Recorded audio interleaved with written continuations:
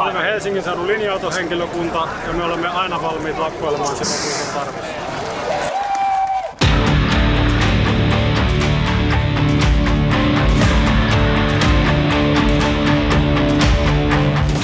Tässä videossa keskitymme siihen, kuinka vihamielistä politiikkaa hallitus tekee työnantajien toimesta. Tähän asti on vaadittu painava ja asiallista syytä.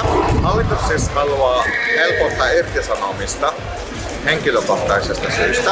50 hengen yrityksessä voidaan irtisanoa kaikkia ja seuraavana päivänä palkataan uusia tilalle. Jatkossa Suomessa tulee olemaan yhä helpompi irtisanoa työntekijöitä.